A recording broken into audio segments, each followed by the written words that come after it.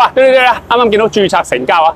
土瓜灣喺正呢個嘅落山道同埋土瓜灣道大單邊嘅位置嘅。之前咧係呢個嘉龍嘅菜檔嘅，咁就註冊成交咗2050萬。哇！原業主超勁啊！1967年啊，用9萬蚊買入嚟，持貨58年，升值咗227倍。嗱，望下範圍先，趁而家呢度綠燈啊！呢個講緊落山道啦，入面全部都係舊樓多啲噶啦。對面就喺正呢個恒基地產嘅一木嘅新樓盤度。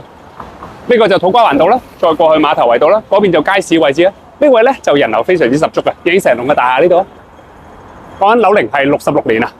咁呢個咧勝在有大單邊嘅位置咧，就兩邊都係燈位咧，人流就十足噶啦。咁所以咧，你變咗一間鋪又得，劏開幾間鋪咧又方便可以啊。用差物業估價處3.6厘回報計算嘅話咧，61,500蚊就搞掂啦。所以睇翻呢度咧，門闊大概係16尺啦，深嘅時候就35尺啦。所以你分間又好啊，一個租客都好嘅時候咧，實用面積就講緊係560尺，建築面積講緊係700尺。